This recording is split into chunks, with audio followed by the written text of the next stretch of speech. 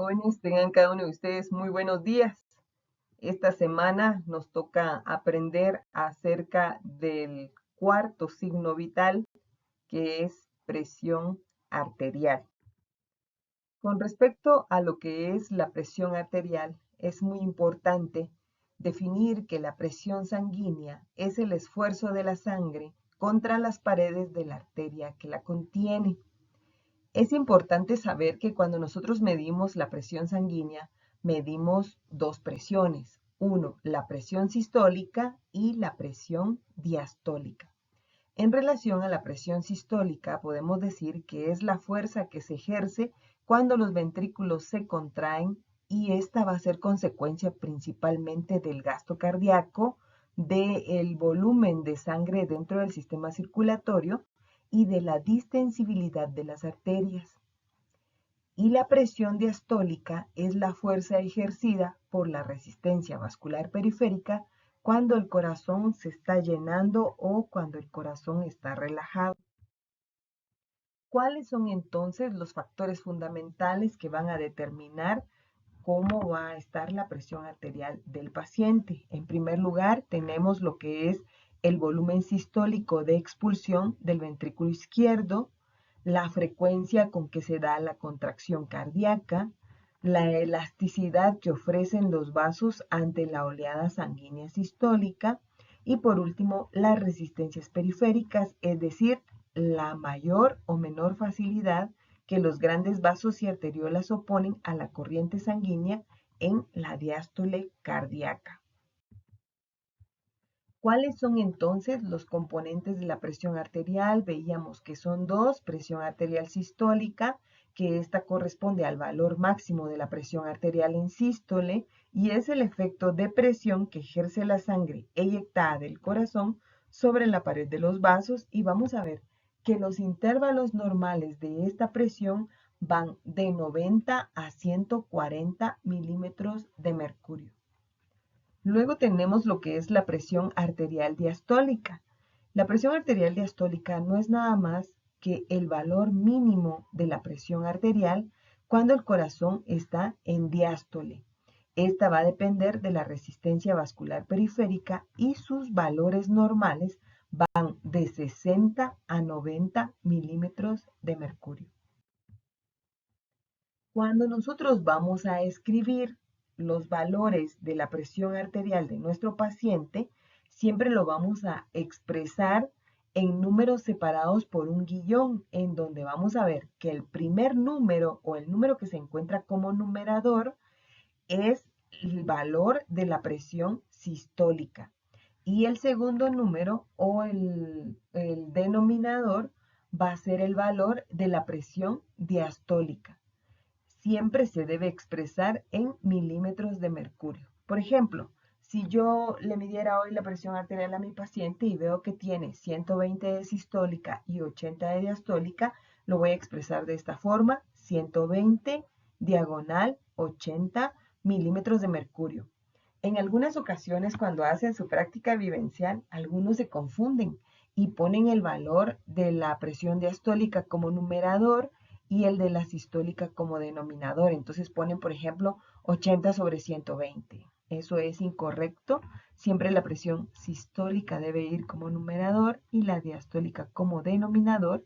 Y siempre, siempre al valor le debemos escribir cómo fue que fue medido, ¿verdad? Y independientemente del instrumento que utilicemos para medir la presión arterial, ya sea que sea un esfigmomanómetro de mercurio, un aneroide, un digital, por ejemplo, siempre se va a escribir milímetros de mercurio.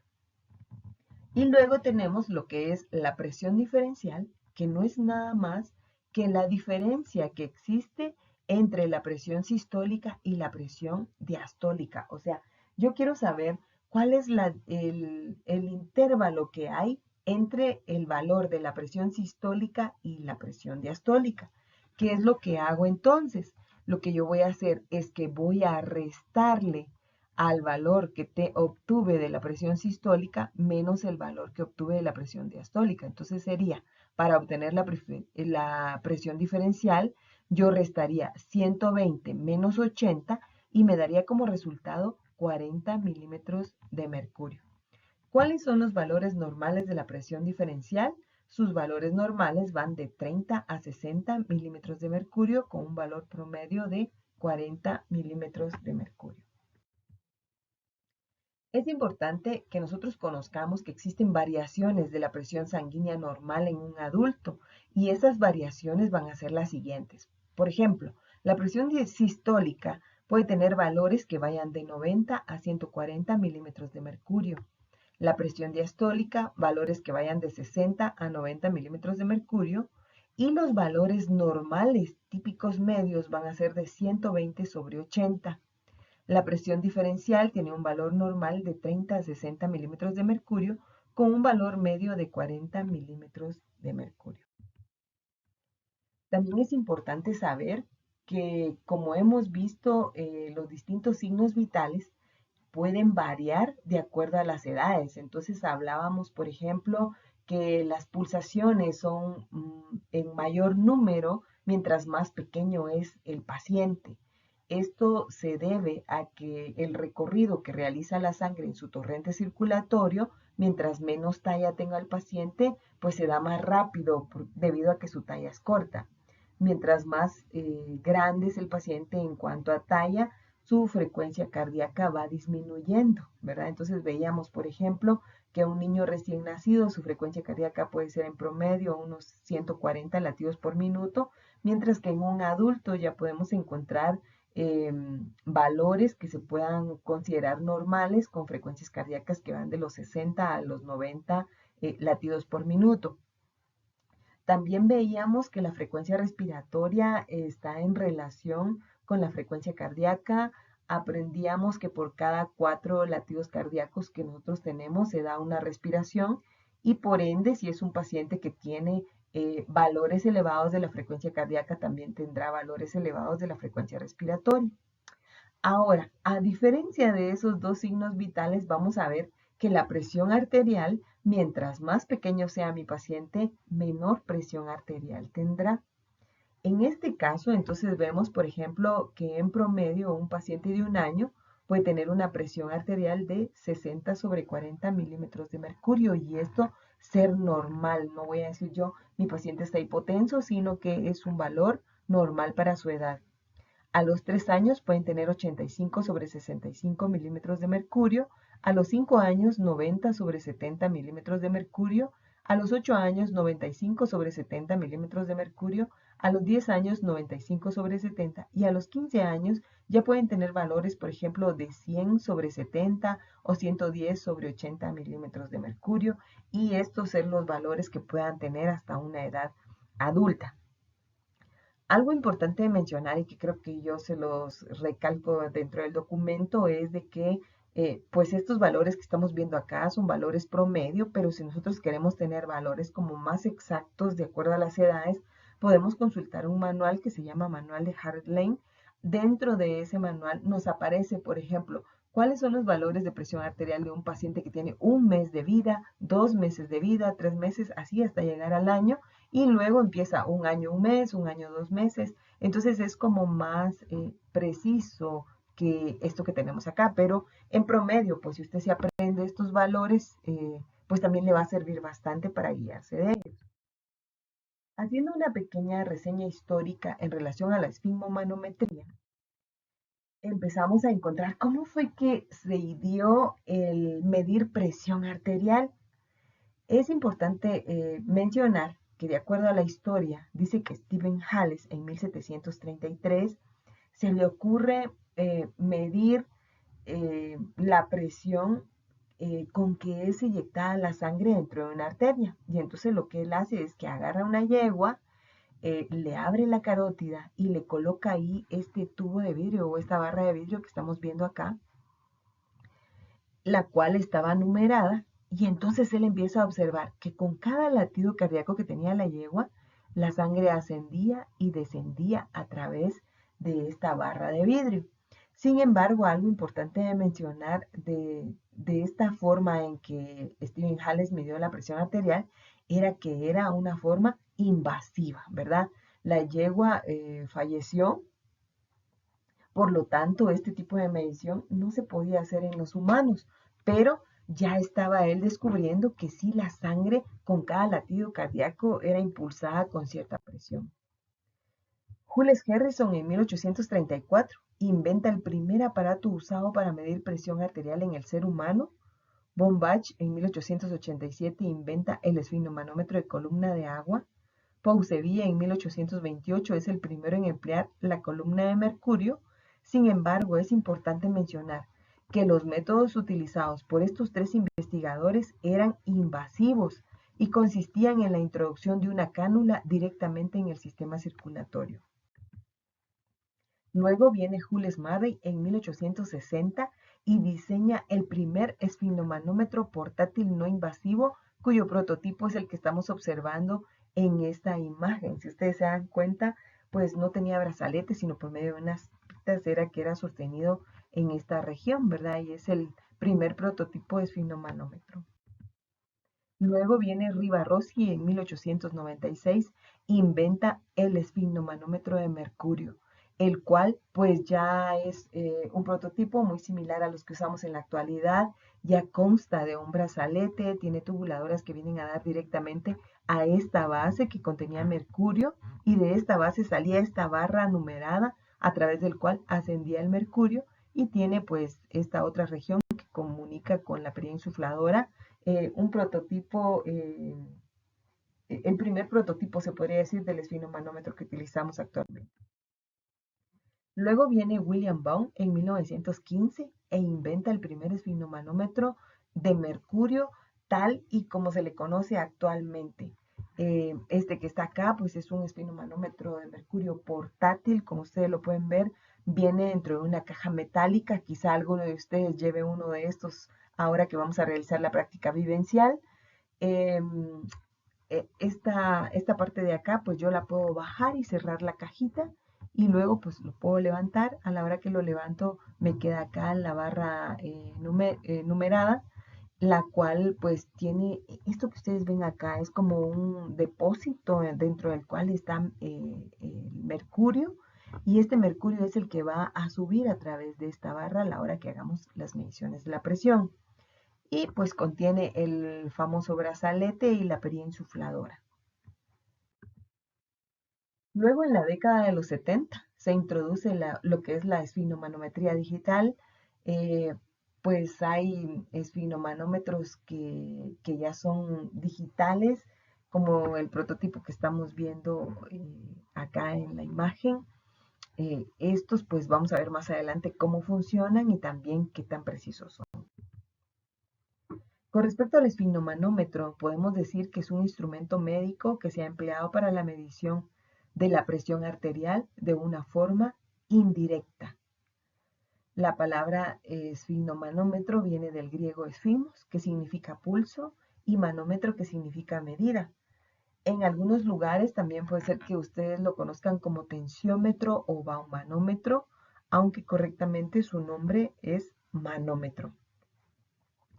Insistimos que el esfigmomanómetro nos va a proporcionar una medida indirecta de la presión arterial, ya que las medidas directas se toman por medio de un cateterismo arterial. ¿Cuáles son entonces los elementos esenciales con los que debe contar un esfigmomanómetro? En primer lugar, debe contar con un manómetro, que es ese relojito que ustedes van a ver que tiene numeraciones que van desde el 0 hasta el 300 milímetros de mercurio, y este va a medir la presión de aire aplicada y los resultados se van a dar en milímetros de mercurio. Luego tenemos el brazalete o manguito, que este permite ejercer a voluntad presión sobre la arteria o arterias o una descompresión gradual de la misma. Está compuesto de una estructura de tela para ejercer presión en la vena, y dentro de la tela tiene una tira de caucho que es la que se va a insuflar. Algo importante es que la tela debe ajustarse acorde a las condiciones del paciente. Si es un paciente obeso, si es un paciente pediátrico, dependiendo de la edad, así va a ser el tamaño del brazalete o manguito que vamos a utilizar. Algo importante es de que este va a rodear o debe rodear una tercera parte de la anchura y la longitud del brazo para decir que nos va a dar una lectura correcta. También debe contar con una perilla de goma que consiste en una pieza hinchable de caucho redondeada que facilita el aumento de la presión del sistema del tensiómetro. Es conectada a unos tubos que la unifican con el manómetro y el brazalete. También debe contar con una válvula de aire, que es una pequeña pieza que consiste en una perilla giratoria que permite manipular la desinflación de la pera, ya sea de forma rápida o gradual. También debe contar con tubos o vías que trasladen el aire recibido de la bomba de caucho y lo transfieran hacia el manómetro. Y también esta otra pieza, pues que no forma parte en sí de lo que es el manómetro, pero que nosotros lo necesitamos para poder medir la presión mediante el método auscultatorio, y es el indicador pulsátil o el estetoscopio. Este nos va a permitir apreciar la presencia o aumento a las distintas presiones a que se somete la arteria explorada. Este prototipo que estamos viendo acá es el esfigmomanómetro aneroide, que es el que vamos a utilizar para nuestra práctica vivencial. Este pues está conformado por lo que es el brazalete o manguito, que es el que estamos observando acá. Tiene su manómetro que tiene las características que es tipo reloj. Tiene las mangueras, tubos o vías. Esta es la válvula de aire y lo que es la perilla de goma. Y tenemos lo que es el indicador pulsátil o el estetoscopio, el cual está compuesto por varias partes también. Una de ellas son lo que son las olivas, que son las que van a ir dentro de nuestros oídos, lo que son las ojivas, que son estas partes de metal, la conexión en Y de la manguera, y luego pues vamos a ver que la cabeza del estetoscopio tiene dos partes, esta pequeña que vemos acá que recibe el nombre de campana y la grande que recibe el nombre de diafragma. El diafragma tiene la característica que es un fonendoscopio cerrado, ya que tiene una membrana que cierra lo que es el diafragma, y la campana que tiene la característica de ser un fonendoscopio abierto, ya que este carece de membrana a este nivel, aunque existen algunos prototipos de esfigmomanómetro Littmann que ya traen membranas en ambos lugares. Tenemos lo que es el esfigmomanómetro de mercurio. Con respecto al esfigmomanómetro de mercurio, como ya mencionábamos en relación a lo que es el termómetro de mercurio, se ha disminuido su uso ya que el mercurio es contaminante no degradable, bioacumulable, que pasa al medio ambiente por evaporación o puede pasar a las aguas residuales y se deposita en el fondo del mar, en el suelo y sedimento entrando a la cadena alimenticia, y ya lo veíamos en la clase de temperatura.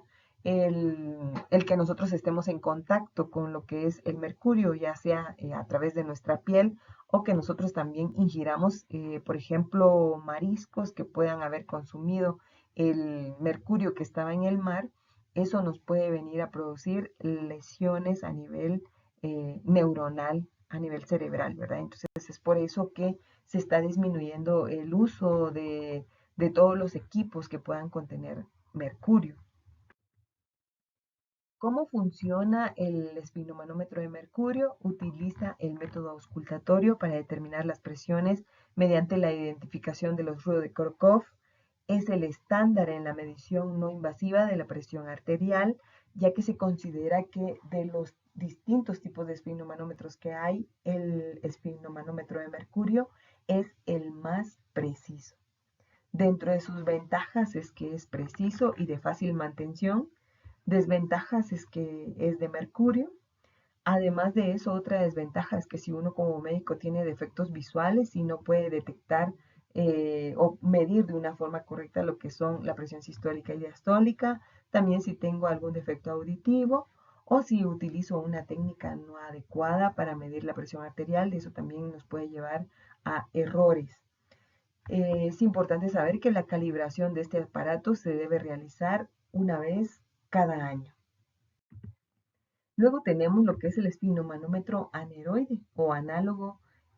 Este tiene como característica que el manguito se conecta mediante un sistema de poleas y resortes internos a un reloj que marca con una aguja las cifras que tiene el paciente de presión arterial. Algo muy importante es que este tipo de aparatos para su utilización debe calibrarse. La calibración se realiza cada 6 meses y la forma como ustedes van a verificar si el aparato que ustedes tienen está calibrado o no es ver que la agujita esté justo en el cero antes de iniciar a utilizarlo. Si no está en el cero, quiere decir que el aparato está descalibrado y como característica, generalmente estos aparatos se descalibran con facilidad debido a que la mayor parte del tiempo nosotros lo andamos en la bolsa, ¿verdad? Entonces vamos corriendo dentro del hospital y lo llevamos en la bolsa, entonces esos pequeños golpes que pueden recibir con nuestro movimiento hace que se descalibren muy rápido, ya que son muy sensibles al daño, sobre todo los que son transportables. ¿Cómo funciona este aparato? Utiliza el método auscultatorio de Korotkov.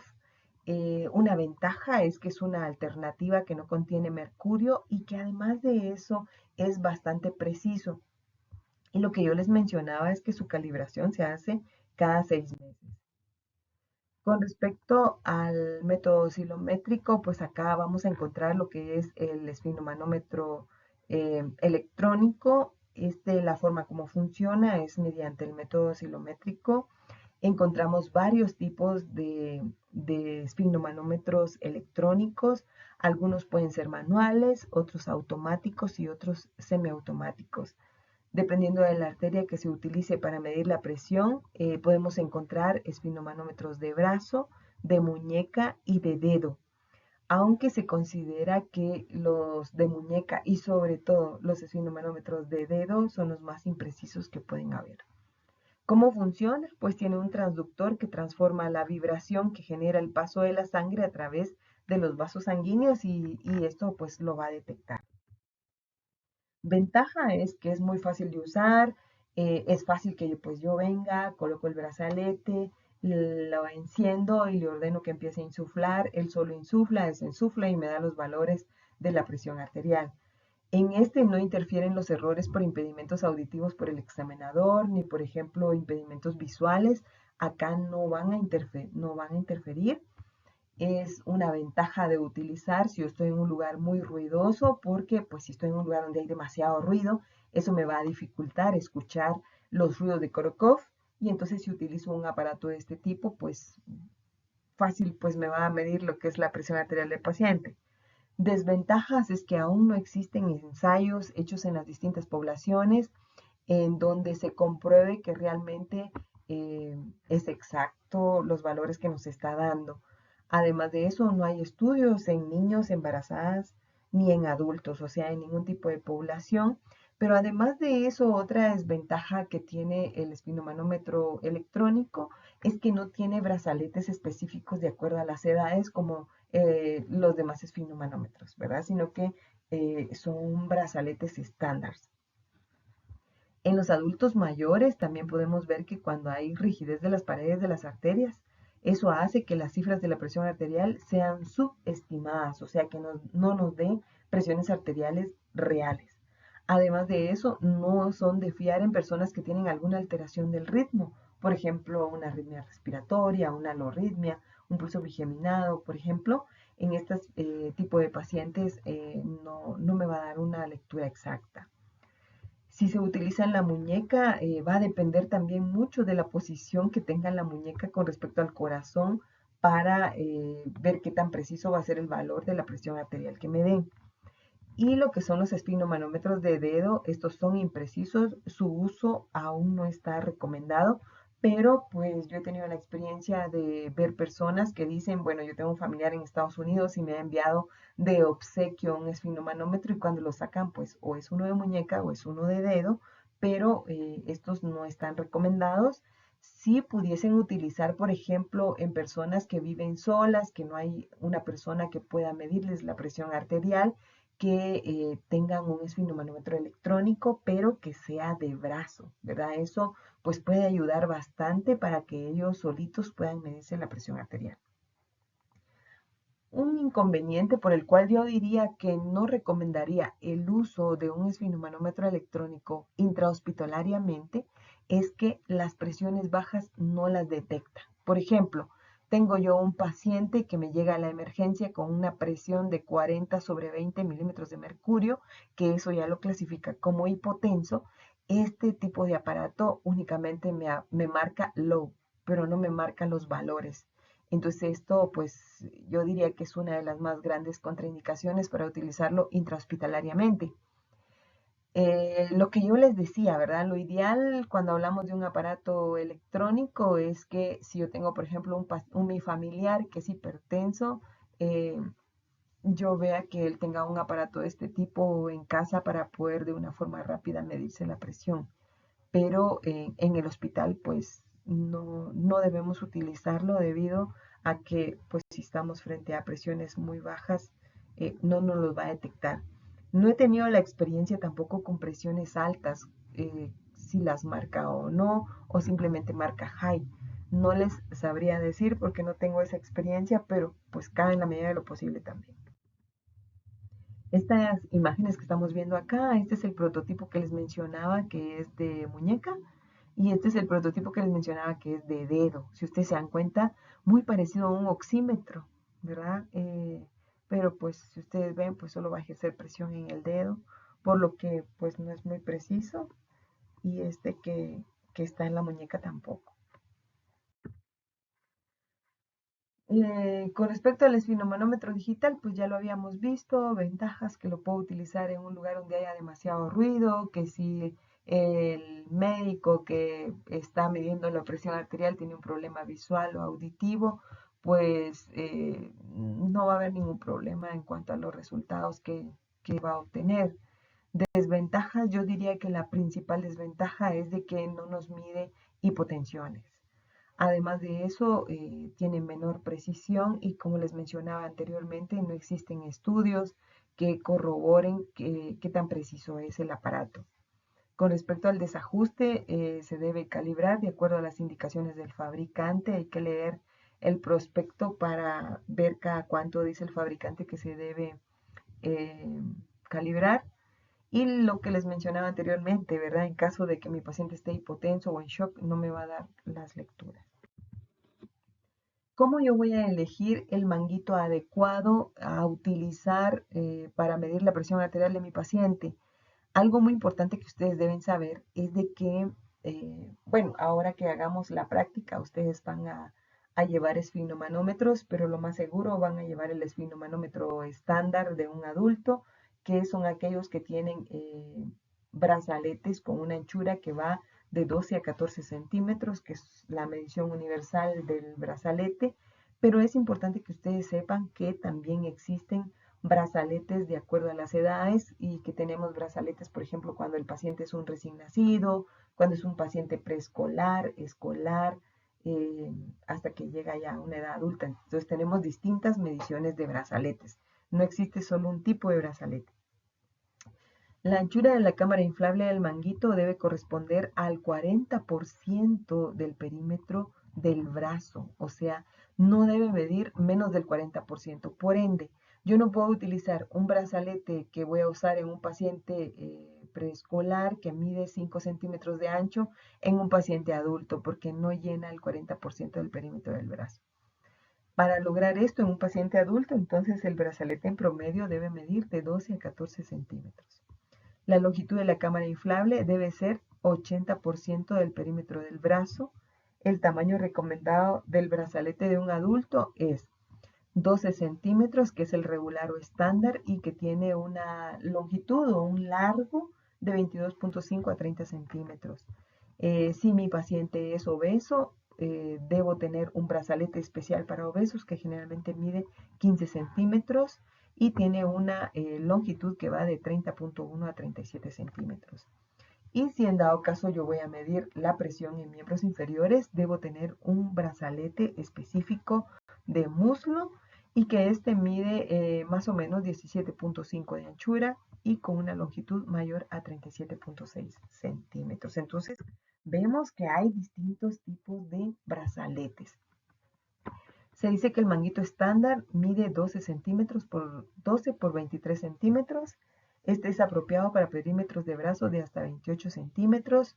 Algo que hay que tomar muy en cuenta es de que si el brazalete que yo estoy utilizando es demasiado pequeño o angosto, lo que yo les decía, si voy a utilizar un brazalete de 5 centímetros de ancho, que es el de un paciente preescolar, en un paciente adulto, la lectura de la presión arterial me va a resultar alta. Entonces, uso un brazalete muy pequeño, eso va a hacer que la presión arterial salga alta el resultado. Si por el contrario yo utilizo un brazalete demasiado ancho en un brazo pequeño, la lectura de la presión arterial será baja, ¿verdad? Entonces, si si el brazalete que estoy utilizando es demasiado ancho en un brazo pequeño, la presión arterial, la lectura será baja. Por lo que es importante mencionar que existen brazaletes de esfigmomanómetros diseñados para cada edad, existiendo uno específico para neonatos, el pediátrico, el de adulto, el de obesos y el de miembros inferiores,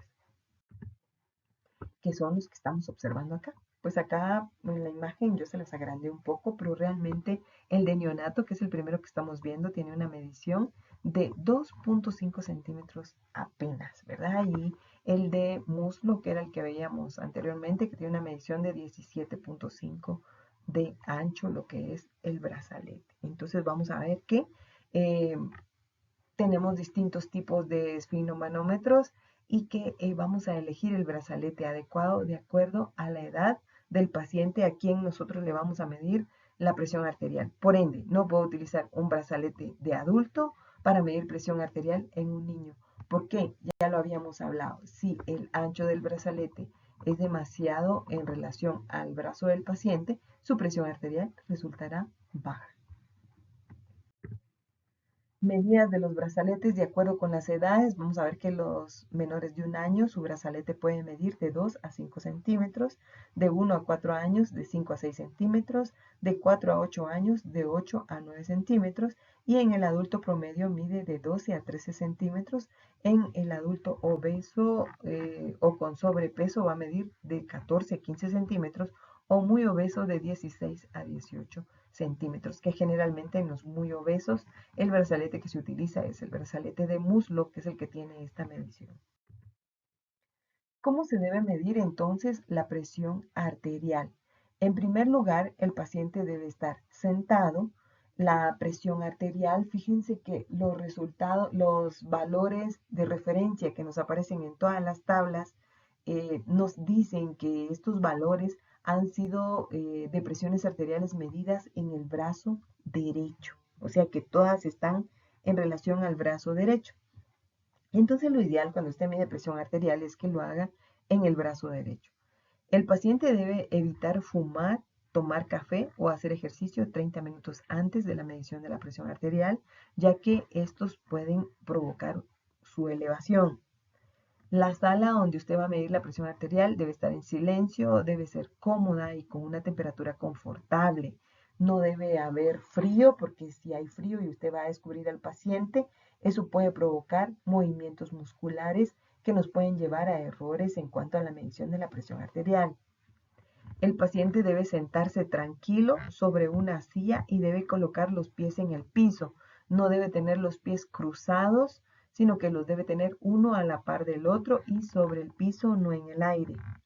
El brazo igual debe estar cubierto, no debe estar cubierto por ropa, sino que debe estar totalmente descubierto. Es por eso que dentro de los requisitos para realizar esta práctica, estamos pidiendo que ustedes a la hora de llegar a hacer la práctica lleven ropa manga corta, ¿verdad? Ya sea una blusa, una playera. La ropa que lleven ese día debe ser manga corta. ¿Esto para qué? Para evitar de que si ustedes llevan manga larga, se arremanguen hasta arriba la ropa y eso comprima la raíz del miembro y nos puede alterar los resultados de la presión arterial. Entonces, por lo tanto, la ropa debe ser manga corta. Recuerden lo que yo siempre les he dicho, ya cuando ustedes estén en la práctica médica y manden a hacer las batas que le van a proporcionar al paciente, siempre deben hacerlas manga corta porque eso permitirá la medición de la presión arterial con más facilidad. Además de eso, no debemos tomar la presión arterial en el brazo si éste tiene cicatrices o si tiene colocada alguna fístula o si tiene, por ejemplo, linfedema. No debemos utilizar ese brazo para medir la presión. ¿Cómo vamos entonces a medir la presión? Dice que debemos colocar el brazo de manera que se encuentre el vaso en el surco precubital a nivel cardíaco, casi en el cuarto espacio intercostal en la unión con el esternón. ¿Qué quiere decir eso? que vamos a colocar el brazo a nivel de que la flexura en donde veíamos el pulso humeral quede a la altura del corazón, más o menos a nivel del cuarto espacio intercostal en la unión con el esternón, para que la medición sea lo más adecuada. Si el paciente está sentado, debe apoyar su brazo sobre una mesa un poco más arriba de su cintura. Si se encuentra de pie, debe levantar su brazo a nivel medio del tórax, esto con ayuda del médico. Además de eso, el paciente debe sentirse lo más tranquilo posible. Para que la determinación sea correcta, se realiza con cierta rapidez a fin de evitar éxtasis venosa o arterio capilar en todo el segmento del miembro situado debajo del brazalete, y que esto pueda modificar el régimen presor o hacer difícil la lectura. ¿Qué quiere decir esto? Ya lo vamos a ver más adelante, ¿verdad? Que nosotros vamos a insuflar el brazalete, y cuando empezamos a desinsuflar debemos hacerlo a una velocidad de 2 a 3 milímetros de mercurio por segundo, a manera de evitar que exista éstasis venosa y que esto pueda influir en los valores de la presión arterial. Si la arteria braquial se encuentra por debajo del nivel del corazón, quiere decir que el brazo está más abajo de la altura del corazón, la lectura de la presión arterial será más alta. Si por el contrario el brazo se encuentra por arriba del nivel del corazón, la lectura resultará menor. Acá estamos viendo una imagen de cómo debemos colocar al paciente para la medición de la presión arterial. En este caso, el paciente está en sedestación o está sentado. Vemos que pues está sentado en la silla con la espalda sobre el respaldo. Las piernas deben estar una a la par de la otra, no cruzadas, y ambos pies deben estar sobre el suelo. Además de eso, es importante que el paciente no esté hablando durante la medición, sino que permanezca callado. Hay que tomar en consideración también que debe tener vacía la vejiga, o sea que no debe tener ganas ni de orinar ni de defecar. Luego, otra cosa importante es de que el brazo debe estar desnudo, o sea que lo ideal es de que la ropa no comprima la raíz del miembro, ni que se coloque el brazalete sobre la ropa. Además de eso, el brazo debe estar a la altura del corazón para que la medición sea más exacta. Y lo ideal es que el paciente pues no tenga el brazo en el aire, así como cuando tomábamos el pulso, ¿verdad? Si ustedes se recuerdan, yo les decía, no puede tener el brazo levantado en el aire el paciente, sino nosotros debemos abrazarle el brazo a manera de hacer un sostén para evitar que él tenga el brazo en el aire. Aquí hay otra imagen de cómo se hace la toma correcta de la presión arterial. Si ustedes se dan cuenta, pues acá está nuevamente insistiendo que pues la espalda debe estar sobre el respaldo, debe estar sentado, pies juntos sobre el suelo. El manguito debe estar del tamaño adecuado para su brazo, que abarque más o menos un 40% del brazo. El brazo debe estar desnudo a la altura del corazón. Además de eso, el paciente no debe hablar durante la medición de la presión arterial. Y otra cosa muy importante es que la habitación debe estar tranquila, a una temperatura agradable. Debe evitar fumar, tomar café o hacer ejercicio 30 minutos previos. La vejiga debe estar vacía, y lo ideal es que el paciente se relaje por 3 a 5 minutos antes de tomar lo que es la medida de la presión arterial. También es importante que nosotros sepamos que puede existir normalmente una diferencia de la presión arterial sistólica entre un brazo y otro, y esa diferencia puede ser de 5 a 10 milímetros de mercurio. También vamos a observar que existe una diferencia en la presión sistólica. Vean bien, en la presión sistólica, no en la diastólica.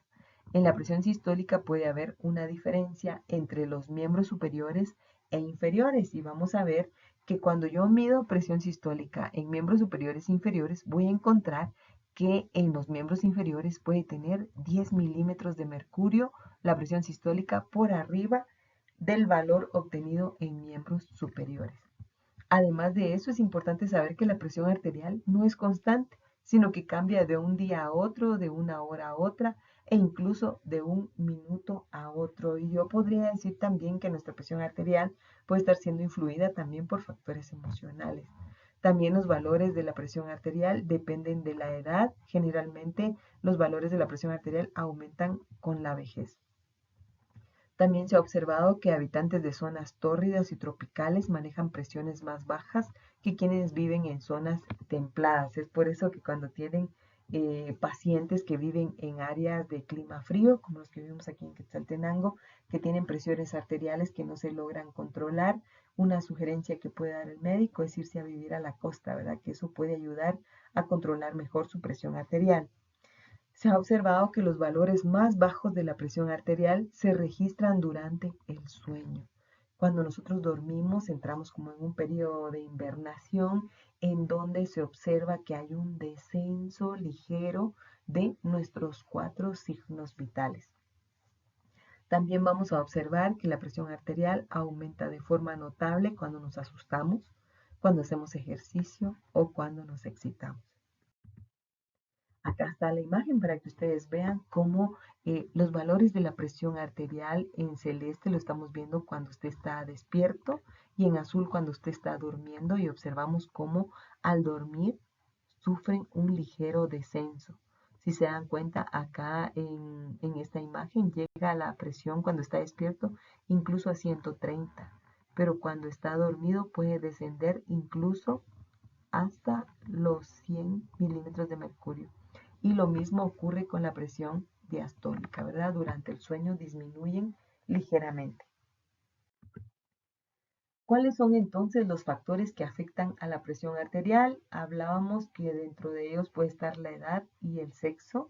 Es mayor en varones jóvenes que en mujeres, pero a partir de los 50 años ocurre un cambio y vamos a observar que a partir de los 50 años la presión arterial es mayor en las mujeres que en los varones. También de acuerdo a la raza, si ustedes se recuerdan cuando aprendíamos acerca de datos generales, aprendimos que la raza negra padece más de hipertensión arterial que la raza blanca. También la herencia influye en lo que es el valor de la presión arterial, ya que la prevalencia de hipertensión es superior entre los familiares de hipertensos. Es por eso que cuando hacemos historia clínica y vemos antecedentes familiares, es muy importante saber, por ejemplo, si un familiar del paciente es hipertenso, porque esto pues hace que el paciente tenga mayor predisposición a tener hipertensión. También existen factores ambientales que pueden influir sobre lo que es la presión arterial, y uno de estos es el estrés. Se menciona que el estrés es un factor importante de la hipertensión, y pues hace poco estábamos teniendo una charla acerca de la relación, o cómo se podría decir, em, cómo el estrés nos puede llevar a hipertensión, ¿verdad? Y lo importante de controlar el estrés para poder controlar lo que es la presión arterial del paciente. También la ingesta de alcohol o café media hora antes de la medición de la presión arterial la puede elevar hasta 12 milímetros de mercurio. También se ha mencionado que factores dietéticos señalan que existe una relación entre sobrepeso y la presión arterial. Al igual es importante también mencionar que cuando la persona ingiere demasiado sodio en la dieta, eso también puede producir una elevación de la presión arterial, y de ahí viene la importancia de que, pues si mi familiar es hipertenso, yo pueda verificar dentro del valor nutricional y energético de lo que él consume, cuánto de sodio contiene lo que él está consumiendo. Yo les he contado a sus compañeros en clases anteriores que el otro día yo estaba viendo una caja de harina para hacer panqueques, eh, y leía la cantidad de sodio, y la mera verdad sobrepasaba los 1200 miligramos por ración de sodio. Eso quiere decir que tenía cantidades muy altas de sodio, ¿verdad? Y definitivamente algo que puede estar contraindicado en todas las personas, no solo en los hipertensos, porque pues mucho sodio es dañino. Igual los refrescos envasados también contienen grandes cantidades de sodio, entonces habría que verificar esto. Cuando nosotros hablamos de la presión arterial, también es importante saber que existen factores que se les llama factores controlables, o sea, factores sobre los cuales yo puedo como médico actuar para lograr controlar lo que es la presión arterial de mi paciente. Y uno de estos factores es la obesidad. Si mi paciente está obeso e hipertenso, yo puedo pues actuar sobre esto, poner a mi paciente a dieta, ponerlo a hacer ejercicio y de esta forma lograr controlar su presión arterial. También otra cosa sobre la que yo puedo actuar es el consumo de la sal, disminuir el consumo de sal, sobre todo el consumo de altas cantidades de sodio y de esta forma controlar la presión arterial. También en relación al alcohol, disminuir la ingesta de alcohol para pues de esta forma controlar la presión. Si mi paciente no realiza ejercicio, iniciar un plan de ejercicio a manera de que se logre controlar la presión arterial. Y por último, también un mejor manejo del estrés para que de esta forma controlar la presión. Dentro de los factores no controlables o factores sobre los cuales uno como médico no puede actuar es la raza, ¿verdad? Si es un paciente de raza negra, pues no puedo hacer mayor cosa para controlar la presión arterial, ya que pues estos son factores no controlables, al igual que la herencia, ¿verdad? Si hay familiares en primero, segundo o tercer grado del paciente que son hipertensos, pues va a ser más difícil que yo pueda controlar esa presión y sobre todo la edad, ¿verdad? Si es un paciente de una edad mayor de 50 años, también eh, son factores sobre los cuales yo no puedo actuar como médico. Luego, pues es importante conocer dos tipos de definiciones que podemos encontrar en la semiología. Uno de ellos es hipertensión y el otro es hipotensión. Yo siempre les digo a sus compañeros en clase que me digan cómo definen la hipertensión y muchos me dicen, bueno, hipertensión es presión alta. Y yo les digo que yo acepto esa definición de una persona que no estudia medicina. Pero ustedes como estudiantes de medicina deben saber que la definición de hipertensión es un aumento de la presión sanguínea sistémica de forma persistente por arriba de 140 sobre 90 milímetros de mercurio.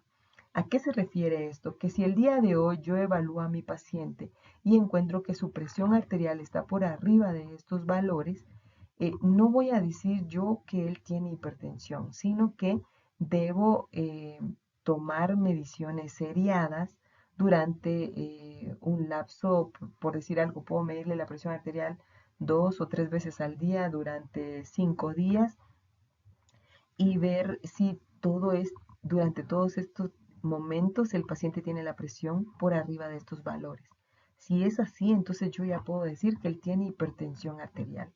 Pero si solo en una ocasión se da la elevación de la presión arterial, puede ser que estemos frente a una hipertensión en saco blanco o una falsa hipertensión y que esta puede estar siendo provocada por un factor estresante. Por ejemplo, el día de hoy yo puedo amanecer enfermo y me dice mi mamá, bueno, te voy a llevar a consulta al médico y yo empiezo a manejar estrés y digo, bueno, ¿qué me va a mirar? Eh, Siempre he oído en clase que dicen que me va a dar una bata y me va a decir que me quite la ropa y eso me puede hacer manejar estrés y hacer que la presión se eleve y eso se conoce como hipertensión en bata blanca o saco blanco, que solo va a suceder en un momento, pero si la elevación se da de forma persistente o durante varias mediciones, entonces yo sí ya puedo decir que mi paciente tiene hipertensión. Y la hipotensión es una disminución de la presión arterial por debajo de sus límites normales.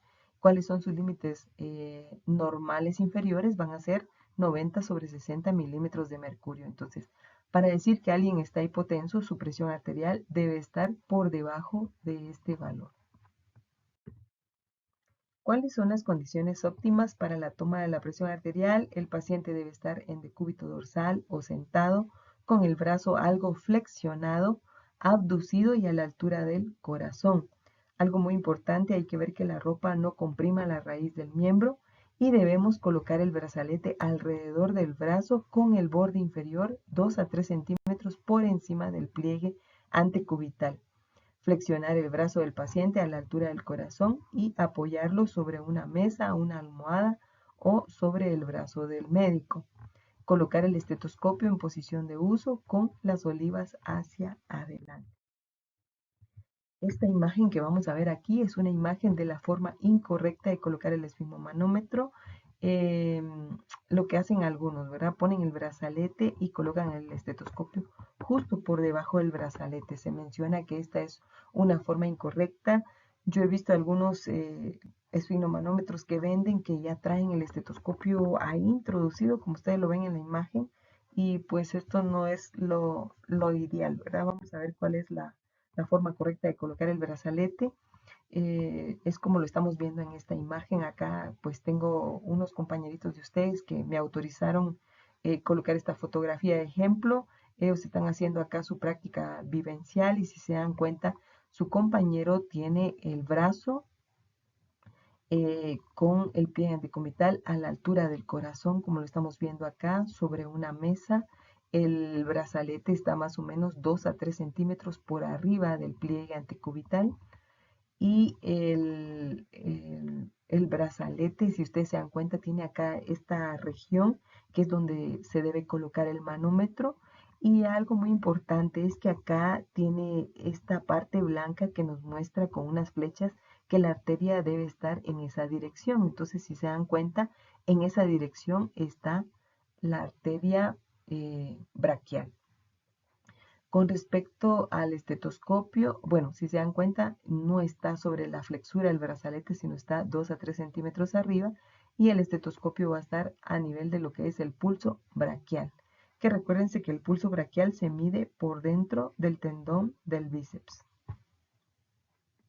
Algo importante también es de que las olivas deben ir dirigidas hacia afuera, como lo vemos acá en la imagen, y el médico debe sujetar, como ustedes lo están viendo aquí en la imagen, con el dedo pulgar esta parte del estetoscopio y con el resto de los dedos debe abrazar el brazo de su paciente a manera de elevarlo para que quede recto y no flexionado. Con su mano hábil debe estar sujetando la perilla insufladora para tener el control de la válvula de aire para poder cerrarla cuando quiere introducir presiones y abrirlo de forma lenta pero sostenida a la hora de que va a sacar el aire del brazalete. ¿Cuáles son los métodos entonces para lo que es la valoración de la presión arterial? Tenemos lo que es el método táctil o palpatorio, que esto fue introducido por Riva-Rossi y Ehrert. El método auscultatorio, que incluye, este fue creado por Korokov en 1905. El método mixto, que incluye la utilización de estos dos métodos. Y el método oscilométrico, que es la forma como miden la presión arterial los esfigmomanómetros electrónicos. Tenemos en primer lugar lo que es el método palpatorio, que es lo que se recomienda acá, que se desnude el brazo y se coloque el manguito del tamaño apropiado en la parte alta del brazo. Hay que centrar la vejiga o el brazalete desinflado sobre la arteria braquial inmediatamente medial al tendón del bíceps, dejando el borde inferior 2 a 3 centímetros por encima del pliegue antecubital. Luego debemos colocar el brazo a la altura del corazón y apoyarlo en una mesa o en una almohada o en el brazo del médico. Hay que poner los dedos de la mano sobre lo que es la arteria radial, o sea que vamos a palpar el pulso radial. Y cuando nosotros ya hemos detectado el pulso radial, vamos a empezar a insuflar con rapidez el manguito con la perilla percibiendo el pulso. Entonces, ¿qué hago? Coloco mis dedos sobre el pulso radial y voy a sentir las pulsaciones. Cuando yo siento las pulsaciones, empiezo a insuflar hasta llegar a un punto en donde yo ya no voy a sentir las pulsaciones. Cuando yo deje de sentir las pulsaciones, todavía voy a insuflar 20 a 30 milímetros de mercurio por arriba de ese valor y luego empiezo a abrir la perilla insufladora, abro la válvula de aire para que el brazalete se empiece a desinflar lentamente a una velocidad que vaya de 2 a 3 milímetros de mercurio por segundo. Algo importante es que la salida del aire se debe dar de una forma uniforme y no rápida. Mientras esto está sucediendo, yo continúo palpando el pulso radial y en el momento en que yo advierta nuevamente las pulsaciones, o sea, cuando nuevamente empiece a sentir las pulsaciones, debo observar en qué valor está el reloj del manómetro del esfigmomanómetro. Ese momento me va a señalar lo que es la presión sistólica o máxima. Ya que yo logré medir la presión sistólica, entonces me cambio y dejo de palpar el pulso radial y me paso a palpar el pulso braquial, mientras continúo desensuflando el brazalete. Cuando yo estoy en el pulso braquial, voy a seguir percibiendo los latidos del corazón, pero vamos a ir sintiendo cómo esos latidos van a ir aumentando en intensidad hasta llegar a un máximo. Y cuando llega a ese máximo, de repente se siente un chasquido o un cambio en donde el latido, luego de tener gran intensidad, se vuelve a sentir nuevamente de una intensidad moderada, como cuando no había presión. Cuando ocurre ese cambio de intensidad, debo ver en qué valor se encuentra el manómetro del esfigmomanómetro, porque eso es lo que me va a marcar el valor de mi presión mínima o diastólica. Ya que yo haya medido las dos presiones, tanto sistólica como diastólica, debo abrir en su totalidad la válvula de aire para dejar salir todo el aire que está dentro del manguito. Entonces, ¿cómo podemos explicar los cambios que se van a dar durante la medición de la presión arterial?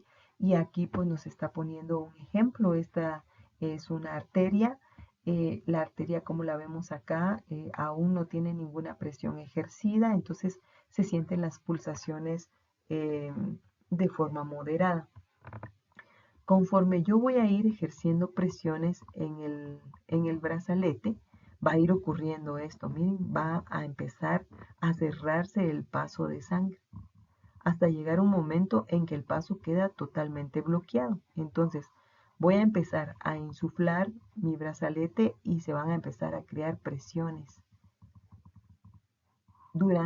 Yo voy en esta parte, voy a sentir las pulsaciones, pero cuando yo llego a esta, voy a dejar de percibirlas porque queda totalmente bloqueado el paso de la sangre. Entonces, ya que yo llegué a dejar de percibir los latidos porque se bloqueó el paso de sangre, a partir de ese momento yo voy a insuflar 20 a 30 milímetros de mercurio por arriba de ese valor. Entonces, si fue en el 110 que yo lo dejé de percibir, voy a insuflar hasta 140 milímetros de mercurio.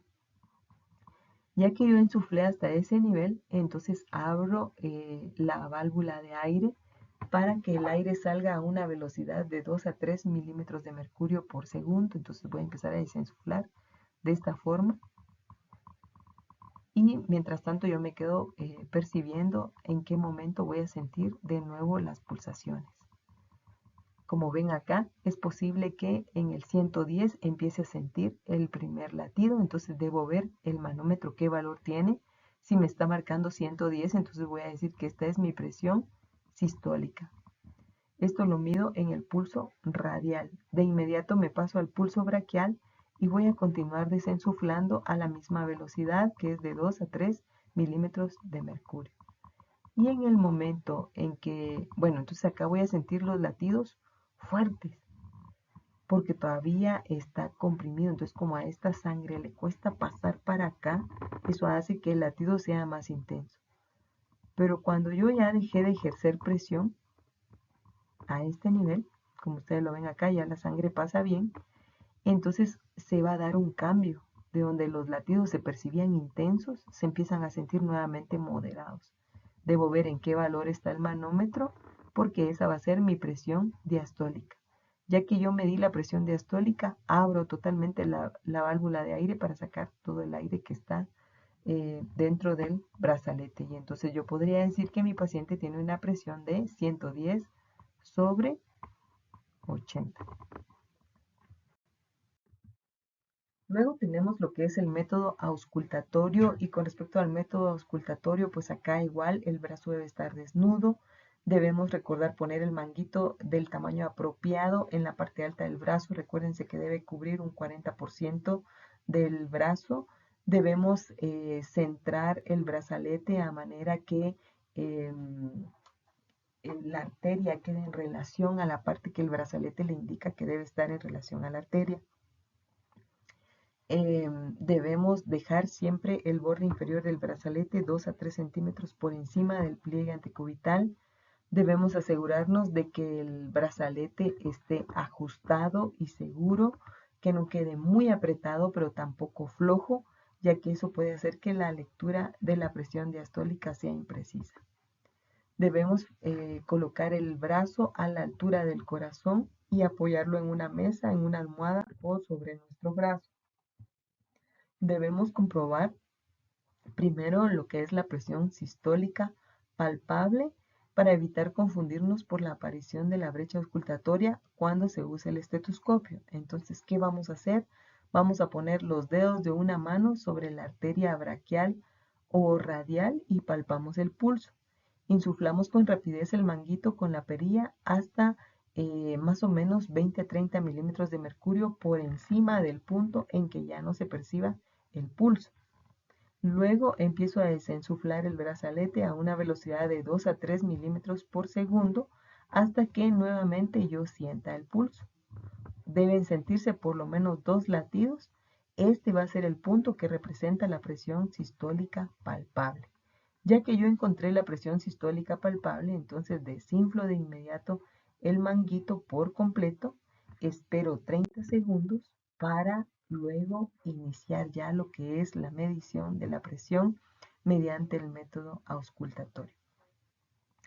Ya que yo tengo entonces cuál es el valor de la presión sistólica de mi paciente mediante el método palpatorio, coloco el estetoscopio en la región del pulso braquial y empiezo a inflar con rapidez el manguito con la perilla hasta 20 a 30 milímetros de mercurio por encima del valor donde yo percibí que era la presión sistólica palpable.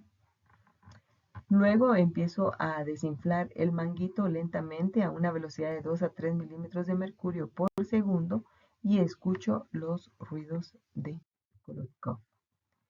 Se dice que Korokov nos indicó que existían 5 fases de los sonidos que podíamos escuchar para lo que era la medición de la presión arterial. En la fase 1, los 2 primeros sonidos audibles que se escuchan al soltar la válvula de la perilla de insuflación desde el nivel de insuflación máxima son el ruido de Korokov fase 1. Recuérdense que cuando nosotros empezamos a insuflar va a llegar una parte en donde ya no vamos a escuchar ningún latido. A partir de ahí vamos a insuflar 20 a 30 milímetros de mercurio por arriba y cuando empezamos a desinsuflar, la región en donde empezamos a escuchar los latidos cardíacos, eso constituye lo que es la fase 1 de Korokov. En la fase 2 se escucha un ruido como que fuera un murmullo durante la compresión del manguito. En la fase 3 los ruidos se hacen más nítidos y aumentan su intensidad. Entonces en la fase 3 se va a oír bien. En la fase 4 ocurre un ensordecimiento del ruido. Luego de que lo escuchábamos con gran sonido, se empieza a escuchar como más apagado o más débil. Y en la fase 5 acá vamos a escuchar el último latido o después del cual el ruido desaparece. Entonces, ya sea que en la fase 5 escuchemos un cambio en lo que son los sonidos de los latidos o dejemos de escuchar los latidos. Esto es la fase 5 de los ruidos de Korokov. La presión sistólica está en relación a lo que es la fase 1 y la presión diastólica en relación a lo que es la fase 5. Acá tenemos un ejemplo, entonces, como yo les decía, cuando se bloquea totalmente la circulación de la arteria, vamos a dejar de escuchar el latido, entonces vamos a insuflar 20 a 30 milímetros de mercurio por arriba de ese valor, luego empezamos a desinsuflar y en el momento en que empecemos a escuchar los latidos, va a ser la fase 1 de Korokov y es el momento en que el valor en que se encuentre el manómetro, ese valor va a ser la presión sistólica. Continúe desinsuflando y voy a pasar por lo que es la fase 2, fase 3 de Korokov, fase 4 y cuando deje de percibir o de escuchar los latidos, Eso va a constituir lo que es la fase 5 de Korokov y debo ver en qué valor se encuentra el manómetro del esfigmomanómetro, porque ese me va a indicar lo que es la presión diastólica de mi paciente. Ya que yo medí la presión diastólica, entonces saco todo el aire o abro toda la válvula de aire para que salga todo el aire que está dentro del brazalete. Acá tenemos una imagen de cómo están las fases de Korokov. En la fase 1, al desinflar el manguito aparece un ruido sordo que nos indica la presión arterial sistólica. Entonces debemos ver en qué valor está, dónde está la aguja. Fase 2, el ruido pierde intensidad y se escucha como un soplo. En la fase 3 se escucha un ruido sordo más suave. En la fase 4 el ruido se va apagando y en la fase 5 desaparece el ruido e indica lo que es la presión arterial diastólica. Entonces debemos ver en qué número está la aguja del manómetro. Bienvenidos. En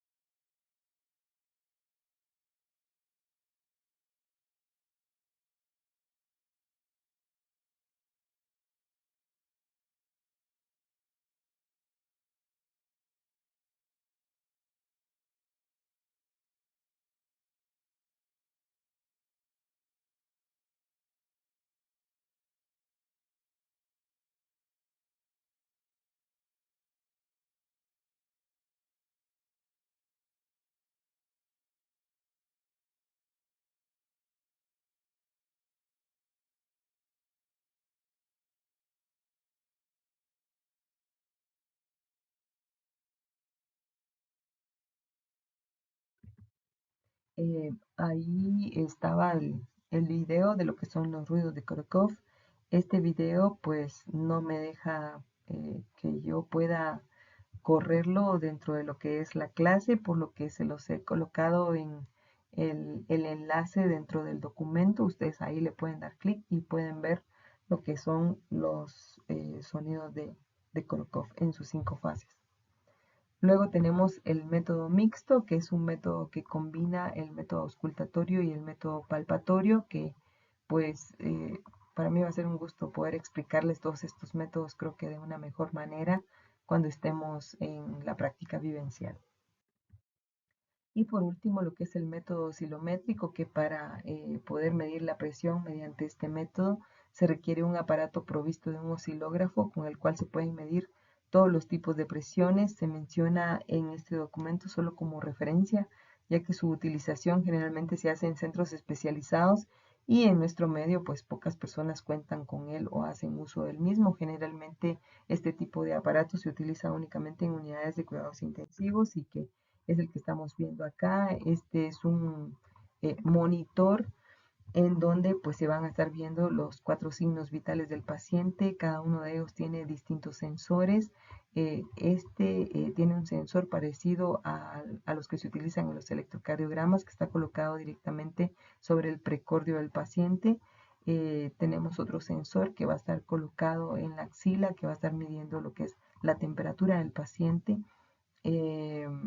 otro sensor que está midiendo frecuencia respiratoria y tiene un brazalete que se va a estar insuflando cada cierto tiempo de acuerdo a cómo esté programado, que va a estar midiendo la presión arterial del paciente y entonces de esa forma nosotros podemos estar monitorizando lo que son los 4 signos vitales del paciente. Bueno, esto entonces ha sido la clase de esta semana. Pues como les decía, en la práctica vivencial, pues vamos a explicar de una mejor forma cómo se realiza la medición de la presión mediante los métodos palpatorio, auscultatorio y mixto, para que ustedes lo puedan aprender y pues básicamente dentro de la práctica lo que vamos a hacer es medir la presión arterial mediante el método auscultatorio, que es la forma como nosotros medimos presión intrahospitalariamente y en clínica. Esta entonces ha sido la clase de esta semana. Nos vemos eh, para la práctica. Que tengan un buen día. Cuídense.